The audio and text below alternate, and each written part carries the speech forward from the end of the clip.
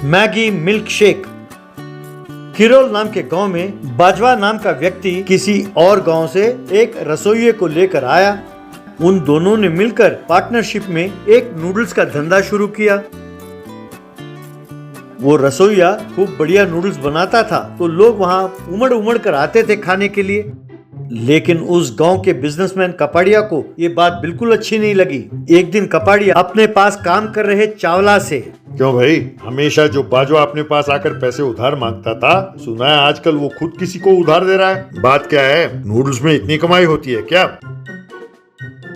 क्या बात कर रहे हैं साहब, ऐसा वैसा कमाई नहीं, नूडल्स में बहुत कमाई होती है। और जानते हैं, वो सब उस रसोइये का काम है।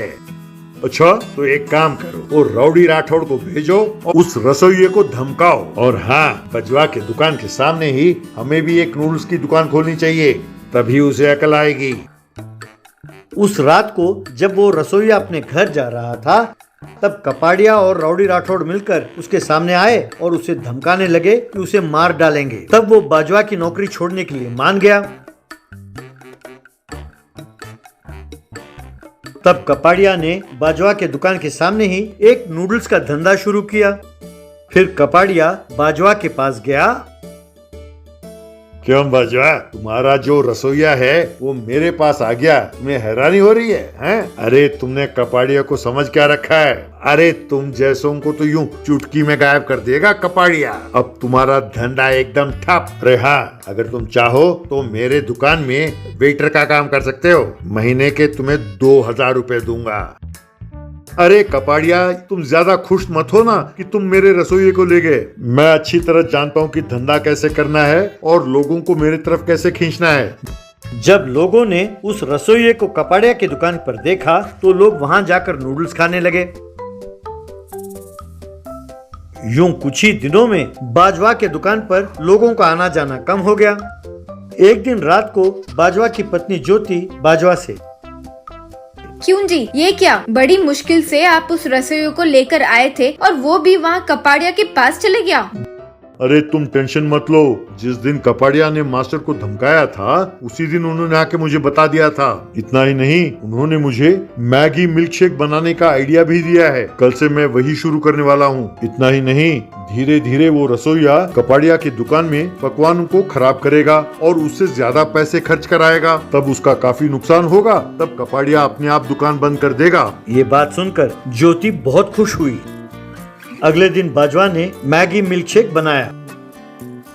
आओ भाई आओ, आपके लिए और आपके बच्चों के लिए, खास तौर पर आपके बच्चों की सेहत के लिए एकदम बढ़िया सा बनाया हुआ मैगी मिल्क शेक। एक बार खाओगे तो बार बार खाओगे और खाते रह जाओगे।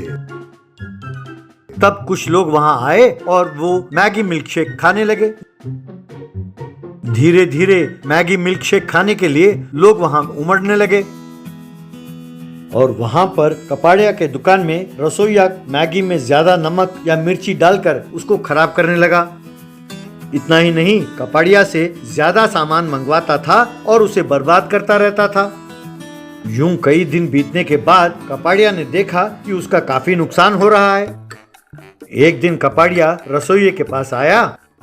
अरे रसोइये महाराज, ये क्या हो गया? अरे लोग बिल्कुल विश्वास करना ही छोड़ दिया। मैंने तो उनके लिए बढ़िया सा दुकान खोला और तुम्हें धमका कर यहाँ ले आया। लोग उस बाजवा के मिल्क शेक के पीछे पड़े हैं। अरे क्या हो रहा है भाई? साहब, लोग बहुत समझदार हैं, वो हमेशा वैरायटी के पीछे भागते हैं सर। लगता है वो हमारे खाने से ऊब गए हैं। नहीं तो एक काम करते हैं सर, वो जो बना रहा है वही हम भी बनाते हैं। एक काम करते हैं सर, बस एक 15-20 लाख रुपए खर्च करके एक बहुत शानदार होटल खोलते हैं। एकदम हंगामा करते हैं सर। फिर हर रोज एक टैंकर भरकर दूध और एक ट्रक भरकर मैगी नूडल्स लाते हैं और हम भी मैगी मिल्क शेक बनाते हैं सर। तब देखते हैं लोग क्यों नहीं आते हैं। अरे भाई, ये कैसी सोच है तुम्हारी? बहुत खतरनाक है, बहुत वायलेंट है यार। मैं तो 10 रुपए कमाने के चक्कर में था और तुम तो मेरी लुटिया डुबोने के चक्कर में हो। मुझे सड़क पर ले आओगे यार? कहकर वहां से चला गया।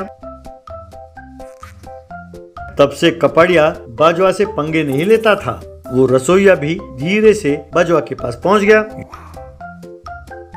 यूं दोनों मिलकर मैगी मिल्क शेक का धंधा करते हुए खूब पैसे कमाने लगे।